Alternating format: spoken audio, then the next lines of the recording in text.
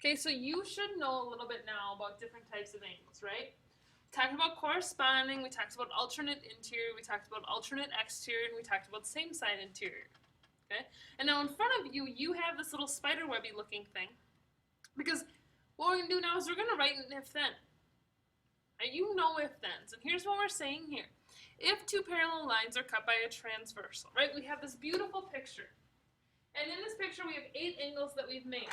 We have a transversal. Okay? This line that intersects the other 2 lines and 2 points is our transversal. We could call these other 2 lines M and N if we wanted to. And we have 8 angles that are made. For example, 1 and 5 corresponding. Look down your sheet, that should look good. 1 and 5 should be corresponding. 2 and 7. 2 and 7 are going to be alternate exterior angles. 3 and 6, those are going to be alternate interior angles. And 4 and 6, those are going to be same side interior. So we have all sorts of different information we can pull from this chart.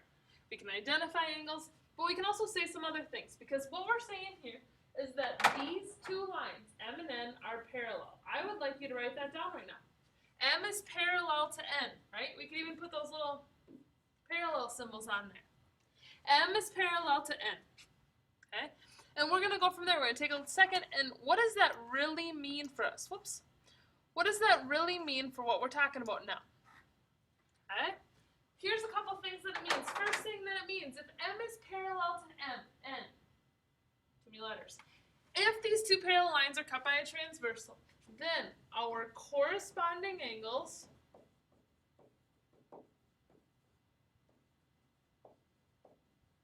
are congruent.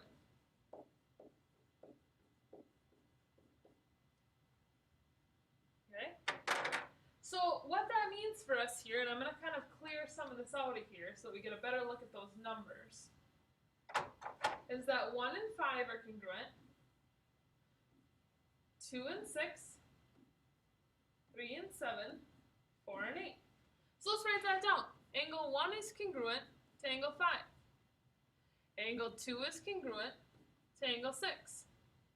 Angle 3 is congruent to angle 7. And angle 4 is congruent to angle 8. Please make sure you're getting this written down. Okay? Those angles are all congruent just because M is congruent to N. Excuse me, not congruent. Just because M is parallel to N. Okay? What's the next thing we know? We know that our alternate interior angles are congruent. Oh my gosh, another pair or another set of angles that are congruent.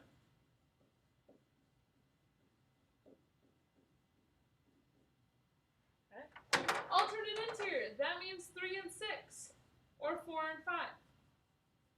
So angle 3 is congruent to angle 6.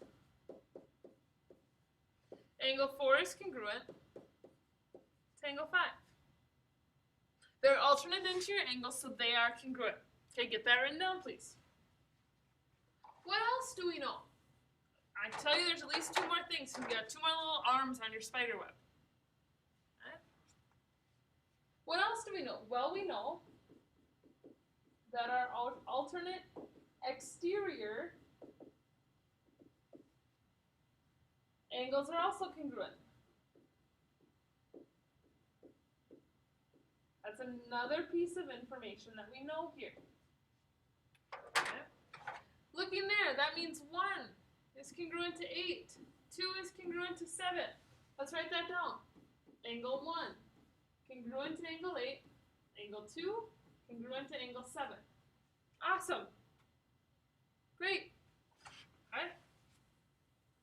Now, as we start talking about the last one, as we start thinking about, obviously we have one left to talk about. And the last one we're going to talk about are same side interior angles.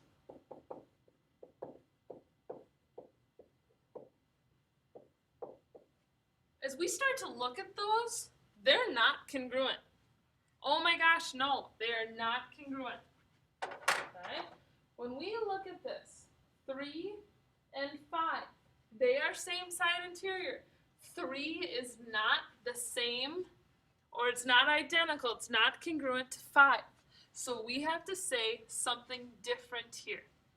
Same side interior angles are not congruent. Oh my gosh, no.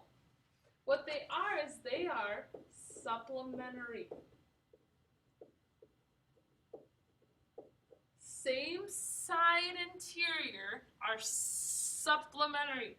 It's my hint to you. Look at all those S's. Okay? I should probably write what that means. That means the measure of angle 3 plus the measure of angle 5 equals 180. That's what supplementary means. They add up to 180. We can say the same thing about 4 and 6. Okay? Make sure you have all of this written down. These are your notes for 3.2. Okay, so go back through. Make sure you've got this. Corresponding angles are congruent. Alternate interior angles are congruent. Alternate exterior angles are congruent. Same side interior angles are supplementary. Okay? There's a lot of information in this little web. Okay, so make sure you have it all written down. Start to think about it. It makes sense that 3 and 6 are both congruent. They're both obtuse. Well, it makes sense that 3 and 7 are congruent. They're obtuse. Look at those 4 angles. 2, 3, 6, and 7. It makes sense that they should all be congruent. We have some vertical angles here. We have alternate interior, alternate exterior corresponding. Notice we don't ever touch same side.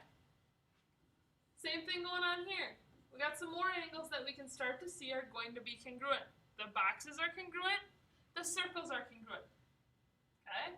And when you mix a box and a circle to make like a circle, no, I have no idea, I'm just kidding. That's not actually a word. But when we start putting those together, they can't be congruent anymore. They are not the same, and so that's where we get in that word supplementary. Okay? So if you'll notice, we are either working congruent or supplementary. It's just a matter of what situation we're working with. So if you know the angles, you'll know whether they should be supplementary or whether they should be congruent. Okay. This is what you need to know out of 3.2. This is the information that you need. This has lots of good stuff for you here. Get this written down. Make sure you've got it. Okay? Nice work, people.